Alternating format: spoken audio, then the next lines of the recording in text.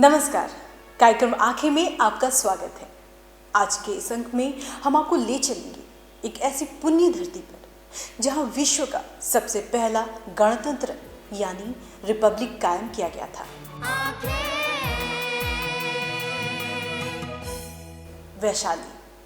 वैशाली की धरती एक ऐसी धरती जिसने ना जाने कितने ही महान शासकों को अपने सीने पर जगह दी है। एक ऐसी धरती जहाँ कला और संस्कृति रग रग में बसती है। ये धरती इतिहास के महान महापुरुषों की यादों को अपनी मिट्टी में संजोए रखे है। तो आइए आपको ले चलते हैं उस पावन धरती पर जो एक महापुरुष की कर्मभूमि है तो दूसरे की जन्मभूमि।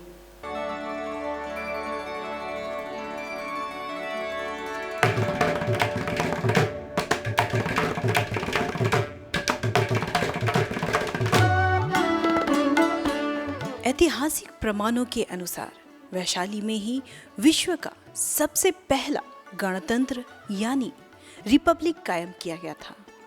भगवान महावीर की जन्मस्थली होने के कारण जैन धर्म के मतावलंबियों के लिए वैशाली एक पवित्र स्थल है।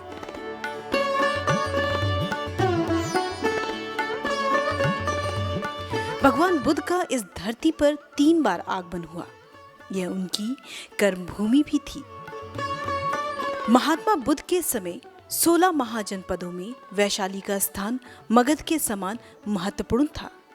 अति महत्वपूर्ण बौद्ध एवं जैन स्थल होने के अलावा यह जगह पौराणिक हिंदू तीर्थ एवं पाटलिपुत्र जैसे ऐतिहासिक स्थल के निकट है। मशहूर राज नर्तकी और नगरवधु आम्रपाली भी यहीं की थी। आज वैशाली पर्यटकों के लिए बहुत ही लोकप्रिय स्थान है। नेपाल की तराई से लेकर गंगा के बीच फैली भूमि पर वज्जियों तथा लिच्छवियों के संघ द्वारा गणतांत्रिक शासन व्यवस्था की शुरुआत की गई थी। लगभग 6वीं शताब्दी ईसा पूर्व में यहाँ का शासक जनता के प्रतिनिधियों द्वारा चुना जाने लगा और गणतंत्र की स्थापना हुई। विश्व को सर्वप्रथम गणतंत्र का ज्ञान कराने वाला स्थान वैशाली ही है। वैशाली का नामकरण महाभारत काल का एक राजा इक्ष्वाकु वंशीय राजा विशाल के नाम पर हुआ है।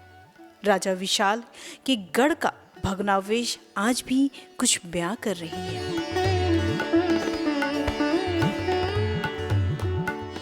यह वास्तव में एक छोटा सा टीला है जिसकी परिधि 1 किलोमीटर है।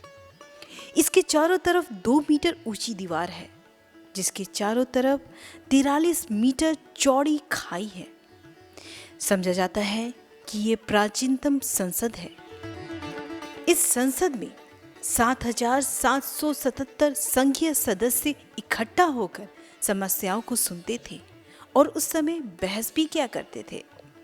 यह भवन आज भी पर्यटकों को भारत के लोकतांत्रिक प्रथा की याद दिलाता है।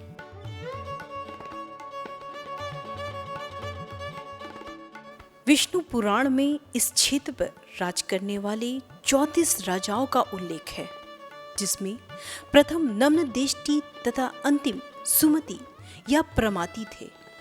इस राजवंश में 24 राजा हुए। राजा सुमति अयोध्या नरेश भगवान राम के पिता राजा दशरथ की समकालीन थे। ईसा पूर्व 7वीं सदी के उत्तरी और मध्य भारत में विकसित हुए 16 महाजनपदों में वैशाली का स्थान अति महत्वपूर्ण था। राजा विशाल मौर्य और गुप्त राजवंश में जब पाटलिपुत्र आधुनिक नाम पटना राजधानी के रूप में विकसित हुआ तथा वैशाली इस क्षेत्र में होने वाले व्यापार और उद्योग का प्रमुख केंद्र था। राजा विशाल के गढ़ के भग्नावशेष के समीप ही खुदाई के दौरान ब्रह्मा, विष्णु और महेश की अति प्राचीन दुर्लभ मूर्ति मिली जो इसी मंदिर में स्थापित है। मंदिर के सामने एक बरगद का पेड़ भी है जिस पे हजारों लाखों की संख्या में चमगादड़ रहते हैं।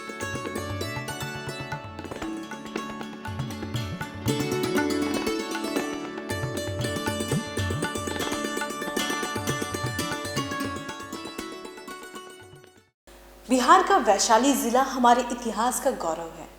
इसी से जुड़ी जानकारियों को आप तक पहुंचाने के लिए हमारी सहयोगी नमिता ने वहां के पदाधिकारियों से खास बातचीत की।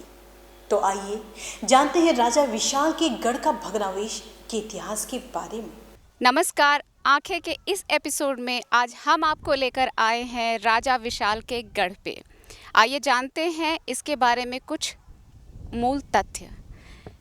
जी क्या है ये राजा विशाल के गढ़ से ही जाना जाता है, लेकिन लक्ष्मी गणराज विश्व का पहला गणतंत्र की जननी यही है। जिस समय यहाँ पार्लियामेंट हाउस था उस समय 7,777 सांसद लोग पूरे विश्व का आकर अपना विचार मीटिंग करते थे। वही जगह ये है। 1958 में इसकी खुदाई का काम शुरू हुआ और 1958 से इसके मेंटेनेंस भी सही ढंग से अभी तो नहीं है, लेकिन मेंटेनेंस चल रही है। तो ये पूरा जो एरिया जो दिखाई दे रहा है वो राजा विशाल का गढ़ के रूप में ही जाना जी जाता जी, है। ये 84 एकड़ की है। जी। ये पूरा एरिया 84 एकड़ की है। ये पूरे गढ़ के ही एरिया में आता है।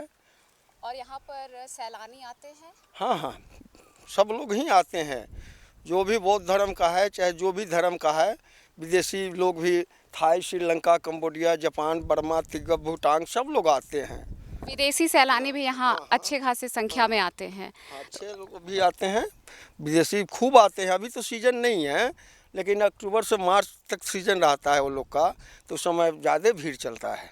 यहाँ पर जो ये स्ट्रक्चर्स दिखाई दे रहे हैं, तो इसमें ये मूलतः क्या क्या खुदाई के दौरान निकली है? इसकी खुदाई के दौरान तो बहुत कुछ निकले। इसमें सोना, हीरा, मोती, तांबा, पित्तल सब निकला है, जो आप वैशाली संग्रहालय में आप देखने का वो मिलता है। जो यहाँ बुद्ध का जो अस्थि कलश मिला वो भी तो वैशाली में नहीं है, पटना में है। और दिल्ली संग्रहालय में सोने का हर बैल जो इसकी खुदाई से मिला हुआ है, हर बैल, हेंगा, पालो, हरवाहा, वो आपका दिल्ली संग्रहालय में है। वो वैशाली का ही धरोहर, वैशाली का अवशेष है, लेकिन दिल्ली संग्रहालय में रखा हुआ है कि वहाँ सुरक्षा का ऐसा व्यवस्था नहीं था, इसलिए यहाँ नहीं रखा गया था। उसको कॉस्टली सामान था। अभी वक्त हो चला एक छोटे से ब्रेक का। ब्रेक के बाद आपको ले चलेंगे विश्व शांति स्तूप पर, जिसे देखने मात्र से ही मन में शांति की अनुभूति होने लगती है।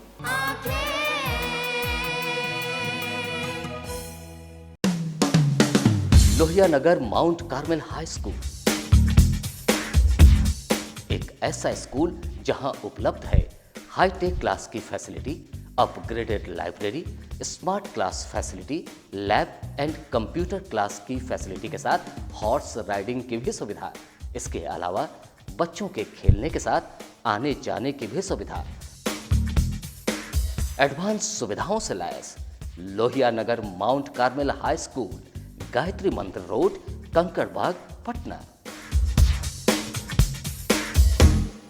आपके रक्त की एक बूंद किसी की जिंदगी बचा सकती है, तो आइए हम सब मिलकर रक्तदान करें। रक्तदान महादान, जनहित में जारी।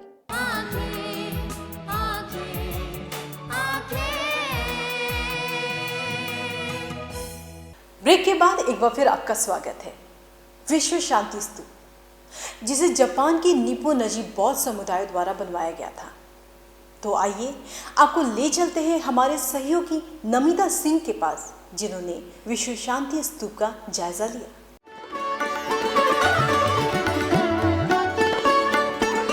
जापान के निप्पो नजी बुद्ध समुदाय द्वारा बनाया गया गोल घुमावदार गुंबद, अलंकृत सीढ़ियां और उनके दोनों ओर स्वर्ण रंग के बड़े सिंह जैसे पहरेदार शांति स्तूप की रखवाली कर रहे हैं। सीढ़ियों के सामने ही ध्यानमग्न बुद्ध की स्वर्ण प्रतिमा दिखाई देती है। शांति स्तूप के चारों ओर बुद्ध की भिन्न भिन्न मुद्राओं की अत्यंत सुंदर मूर्तियां ओजस्विता की चमक से भरी दिखाई देती है। मुख्यमंत्री परिभ्रमण कार्यक्रम के तहत स्कूलों के द्वारा बच्चों को ऐतिहासिक एवं पौराणिक स्थलों का दर्शन तथा इतिहास से जुड़ी जानकारी दिलाने हेतु यहाँ लाया जाता है। रामाकांत जी, आप स्कूल से बच्चों को यहाँ घुमाने के लिए लेकर आए हैं, यानी कि ये एजुकेशनल ट्रिप है। तो ये बच्चों को यहाँ पर ही क्यों लेकर आए? पुरातत्व की चीज़ यहाँ पर है, इस चीज़ को जानना ज़रूरी है, इसलिए बच्चों को यहाँ पर घुमाने लाए हैं। चूँकि इसी से अवगत होगा, जानेगा, समझेगा, तो आगे उसके जीवन में, पढ़ाई में बहुत महत्वपूर्ण जानकारियाँ मिलेगी इससे। आशा जी, आपके स्कूल के छात्र छात्राएं यहाँ पर आए हैं, तो उनको बुद्ध के बारे में क्या जानकारी दी गई है? महात्मा बुद्ध ज्ञान की प्राप्ति किए थे और पुरातत्व से जानकारी हमें मिलती है। बच्चे लोग इतिहास के बारे में बताया गया है।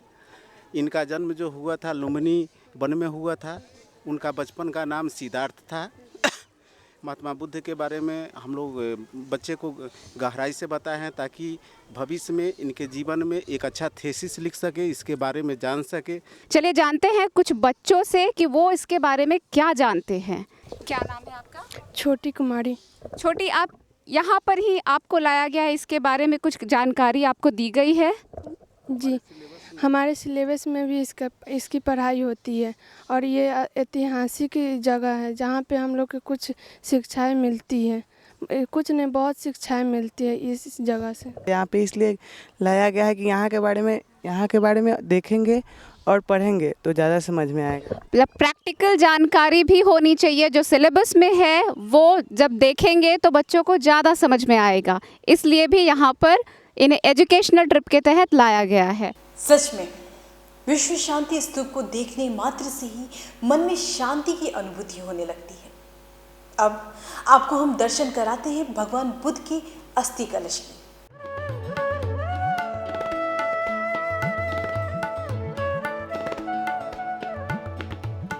भगवान बुद्ध का अस्थि कलश वैशाली गढ़ स्थित रेलिका स्तूप साइट से इस अस्थि कलश को 1958 में खुदाई के दौरान प्राप्त किया गया था।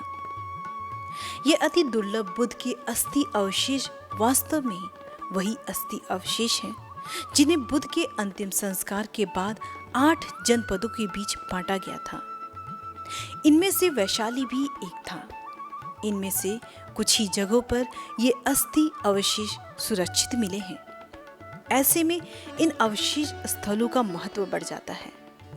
पटना संग्रहालय में रखे भगवान बुद्ध के अवशेष इस संग्रहालय के सबसे बेशकीमती संपत्तियों में से एक है।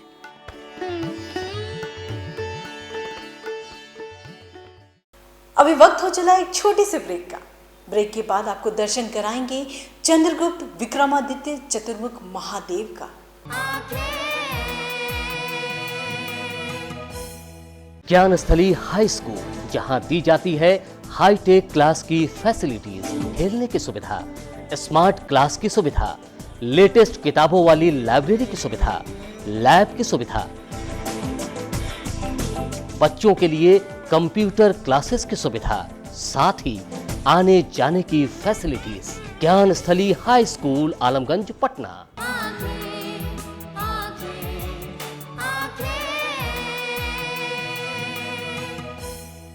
ब्रेक के बाद एक बार फिर आपका स्वागत है। वैशाली के प्राचीन अवशेषों में से एक है कम्मन छपरा स्थित चौमुखी महादेव का मंदिर। इनकी उत्पत्ति कब हुई इसके बारे में किसी को कुछ भी नहीं पता चल पाया है, लेकिन इतिहासकारों की माने तो यह चंद्रगुप्त विक्रमादित्य द्वारा स्थापित किया गया है। आइए जानते हैं कि क्या है इनका इतिहास।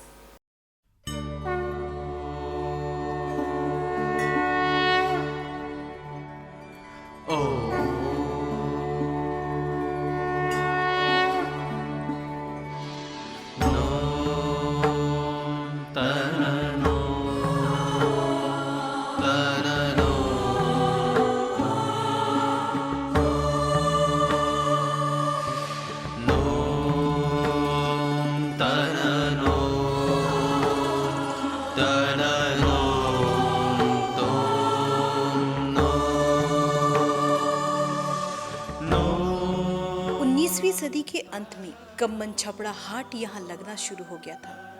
यहाँ पानी की व्यवस्था नहीं थी, जिससे लोगों को भारी दिक्कतों का सामना करना पड़ता था।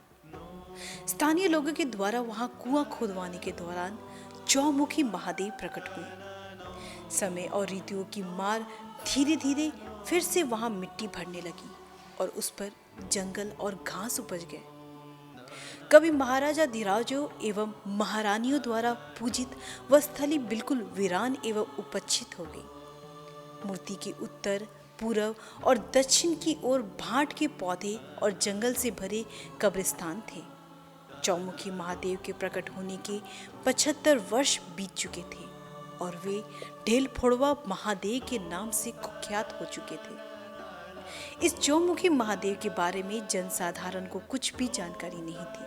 सन 1966-67 ईस्वी में वैशाली विकास परिषद के सचिव एवं वैशाली के भूतपूर्व विधायक स्वर्गीय नागेंद्र प्रसाद सिंह जी का इस चौमुखी महादेव के निकट आना जाना शुरू हुआ। इन पर वे काफी अध्ययन कर चुके थे और इस जगह की प्राचीन महिमा को जान गए थे। धरातल से 4.5 फीट नीचे पीली बलुआही मिट्टी की परत थी। उसको हटाने के बाद लगभग 1 फीट मोटी राख की लेयर थी, जिसमें दक्षिण पूर्वी कोने में एक मानव खोपड़ी मिली, जिसके कपाल की हड्डियां सामान्य से ज्यादा मोटी थी। मानव शरीर के लगभग 7 फीट लंबे कई नर कंकाल मिले। सामान्य मानव सिर से बड़ी बड़ी कई मानव खोपड़ियां निकली। टूटे फूटे कई पूजा के पात्र भी प्राप्त हुए। इस मुख्य मंदिर का आकार प्रवेश कक्ष के नीचे उत्खनन करने के बाद मुख्य मंदिर की बनावट का वास्तविक आकार प्रकार सामने आया।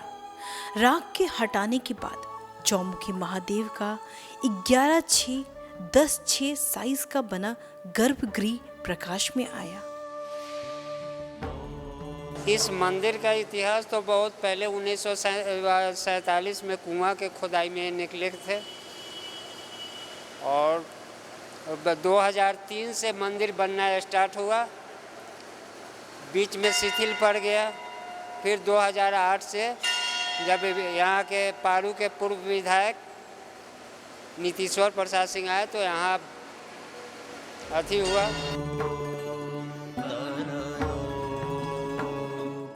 चौमुखी महादेव की मूर्ति गर्भगृह के मध्य में काले पत्थर से निर्मित एक क्षतिग्रस्त विशाल चौमुखी महादेव की मूर्ति थी।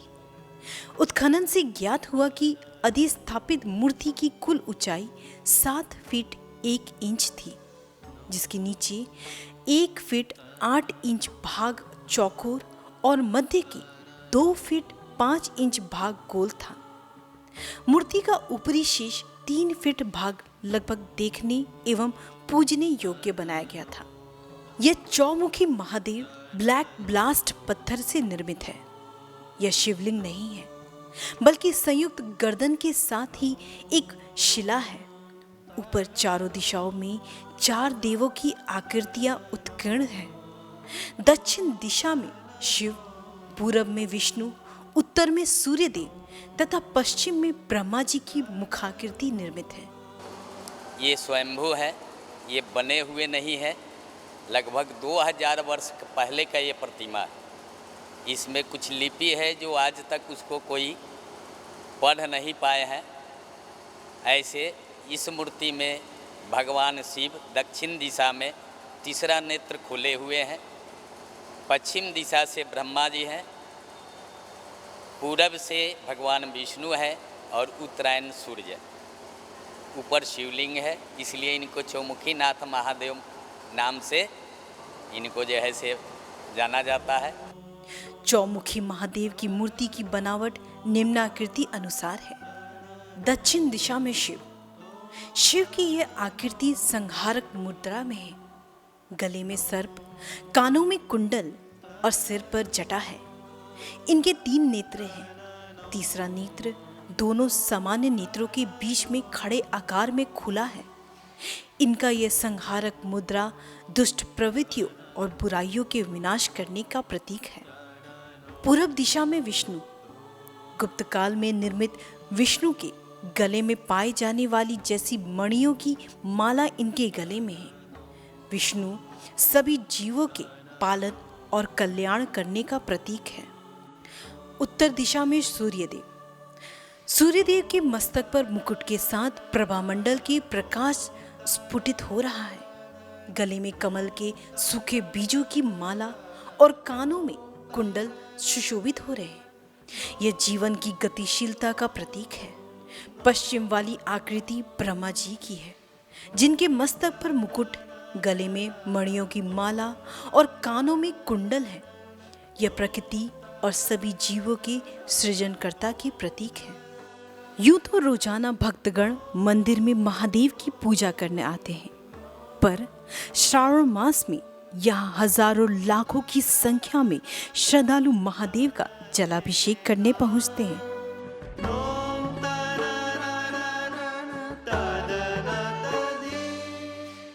सचमुच अद्वितीय है यह चतुर्मुख महादेव का मंदिर। आज का ये कार्यक्रम आपको कैसा लगा हमें ज़रूर बताएं। हमारा ईमेल एड्रेस है lmcankhi2017@gmail.com। आज के लिए बस इतना ही। मिलेंगे अगले अंक में कुछ नए मुद्दों के साथ। तब तक के लिए हमें दीजिए इजाज़त। नमस्कार।